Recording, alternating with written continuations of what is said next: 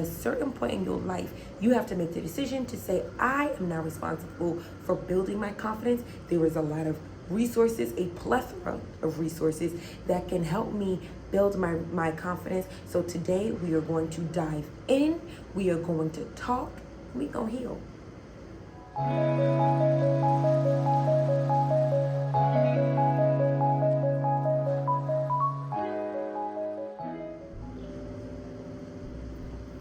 So first and foremost, how you feeling? You feeling good? I'm feeling great too. I'm happy to hear it. It's been a very interesting time.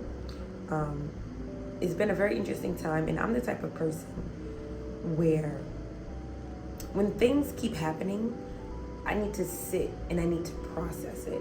And I feel like this whole dynamic of confidence came to me because something shook up my confidence again. So I had shared with you in the last video about how guilt and confidence are tied together and how it affects the solar plex chakra. I had shared with you briefly how there was something that happened around 21 that really stifled my confidence. But from 21 to 30, there has been like this energy of like really aiming to break through and build my confidence. Well, recently something happened, and I think that is why I am on this whole journey of building confidence, because somebody really tried your girl. Like, they really tried me, and I had to go into spiritual war mode and let them know it's not me. Like, I let people know I'm not 100% healed. You get what I'm saying? I am what you call balanced. I don't necessarily believe in turn the other cheek in everything. I'm the type of person who's more Malcolm X than, Martin Luther King. I'm more, if you slap me, if you ain't got a mental, if you ain't got no disability, but even that, I might slap you back. Even if you a kid, I might not slap you back, but I might trip you. If your shoe is untied, I might step on your shoelace. I'm gonna be honest. And I realized that my confidence was a little stifled because somebody was literally aiming to attack. And what's beautiful is when things happen in your life, you can choose to use that for your betterment or your detriment. And I chose to use that situation as my betterment versus my detriment. So in this video, I'm going to be speaking about how to improve your confidence and some simple ways and tips on how to do it. Before I dive in, I am drinking some tea that is really good for this discussion. I wrote up a list of herbs for you. It is a free download. I will put that link in the description box, where I literally tell you what each herb does and how it affects your nervous system, how it calms it, how it calms your mood. Because if you have a jittery nervous system, then your self-confidence will be jittery as well. The nervous system plays such a vital and key role to mental health, to emotional stability, to confidence, to so many things. And I think a lot of people don't talk about the central nervous system, but it is definitely a topic worth covering. If you want me to talk about it, I definitely will. But there are so many more herbs than lion mane and mica powder, and there's so many more herbs. There are herbs that you probably never even heard of. There's probably herbs that you have heard of but you never use. So if you want that list, it is free. Just click that information, click the link in the description box, and it will be given to you ASAP. Okay. Now let's dive into some simple ways to build your confidence. One way that helped me build my confidence was I set realistic, keyword, realistic and attainable goals and accomplishments for myself. Now, what does that mean? I was not aiming to be like everybody. I was not aiming to do what everybody was doing. I got in tune with my desires, what would make me happy, and I set those goals. I set those accomplishments. And when I achieved them, when I completed them, I celebrated myself. I congratulated myself. I let myself know that your works are not being unseen. Your works are not being pushed aside like, it's nothing. I have met people who would do great accomplishments, who would just keep going, and they never would celebrate themselves. They were just ready for the next accomplishment. Now, to me, that's your business. I don't judge it, but it did awaken a part of me that made me question, does this person know how to celebrate themselves? Building self-confidence, in my mind, is creating an environment where you can celebrate yourself. One of my accomplishments, it wasn't a big thing to the world, but to me, it was a big thing, was when I literally biked myself up up the bridge. That was such an accomplishment. I treated myself to some vegan ice cream. I was so proud. I was championing myself until I got to the bottom of that bridge. I was like, well, to the other side of the bridge, my bad, not the bottom, to the other side. And to me, that helped boost my confidence, because then it made me realize I could do other bridges. Then it made me realize, okay, maybe I could take on a hill. So your accomplishments don't have to be so big to the world. They just need to matter to you. And then the goal is you want to celebrate yourself when you complete these accomplishments, because what does celebrating do? It lets your younger self, or the parts of you that did not feel celebrated in life, it lets that part of you know you are important, you are seen, you are valuable, and everything that you do, whether it's big or small, who's measuring it, who knows, but whether it's big or small, it is important, it is relevant, and I see you. Next one, stepping out of your comfort zone will surely boost and build your confidence. I stepped out of my comfort zone when I started my business. It was first called Sense of Self, and then I shifted it to Shayla Solutions. You can also click the link in the bio for that. It is a body care line, and I was so nervous when I did it, but I was so excited because it was spirit-led. Spirit told me, create something, sell it, I'm gonna do the rest, and that's exactly what happened. Now, granted, the energy that I have now is totally different from the energy that I had before, but because I stepped out of my comfort zone, I met people, I engaged with people, I was in places and doing things that I've never done. One of the things was I was selling my products outside in front of people who could buy from me directly. Do you know how that built my self-confidence? Because I heard so many no's. I heard so many people saying, well, I don't really care for this. Or I heard people say, can I get a discount? I heard so much. And standing my ground built my confidence. I was able to say no a lot. I was able to say, okay. I was able to maneuver with people in a place where it was just like, oh, they got to go to me directly because this is my product. So if I say, yeah, you could get a discount, that's me. If I say no, that's on me. Stepping out of your comfort zone does something to the mind. It kind of removes the blockages that society or your family or your friends has placed on you. When you do something that you may feel uncomfortable doing, there's also a part of you that's kind of excited about it because it's like, I've never done it. And a lot of people don't talk about that. A lot of people say that, stepping out of your comfort zone is uncomfortable. Yeah, okay. But it's also like this weird curiosity. It's kind of like, I'm scared, but I don't know, I kind of like it. You get what I'm saying? It's like I'm nervous, but I'm so curious. And for me, I aim to be more curious, more open-minded than scared when it comes to stepping out of my comfort. Step out of your comfort zone. It's not a one-time thing. When you step out of your comfort zone, I think the reason why a lot of people feel like it's so uncomfortable is because they do it one time and then they don't do it again. The goal is you want to do it consistently. Consistently do things that are out of your comfort zone, because it builds that muscle of, I can do anything. This woman helped me on my journey, and one thing that she left with me, and I want to gift this to you, is she had a saying that said, I can do hard things until they're no longer hard things. They're just things that I've done. That should be in the Bible, because when you get out of your comfort zone, what you're saying is, I could do hard things. And when you continuously do things out of your comfort zone, you're saying these hard things are no longer hard things. They're just things that I've done. Get out of your comfort zone. The goal is you want to practice self-care. Now, I know that for some people, self-care can be meditation. For some people, self-care can be sitting by the window drinking tea. For some people, it's resting.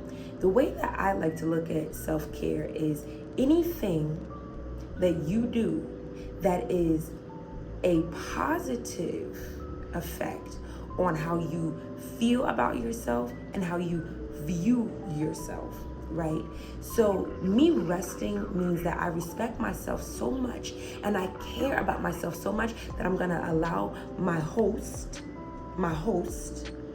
to rest, because the spirit can go consistently, but the host, the flesh, needs to rest, right? Another way of practicing self-care is going outside and grounding yourself. There's so many ways grounding yourself barefoot. I remember recently I went to Brooklyn and I went to Prospect Park and I had my bike and something told me to get off my bike and ground yourself. I literally went into the grass barefoot, just stood there, and then I started dancing. And that's how it works sometimes. One thing can lead to another, right? Another way of self-care can be crying. Allowing yourself to purge and feel all of that energy.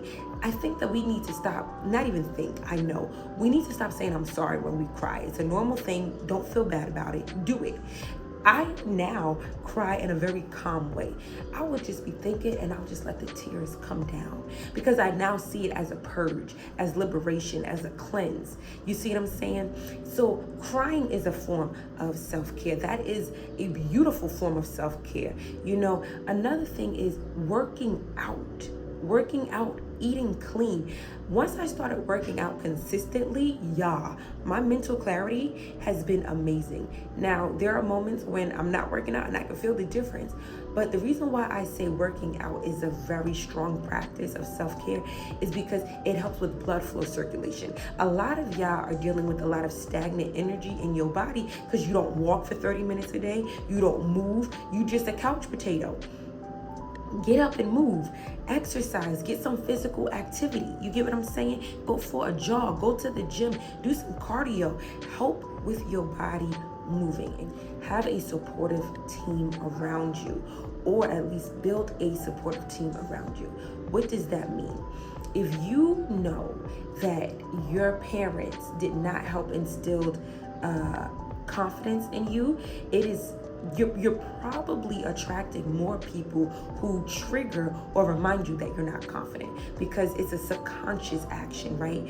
The goal is you want to surround yourself around people who are supportive. You want to surround yourself around people who help build your confidence.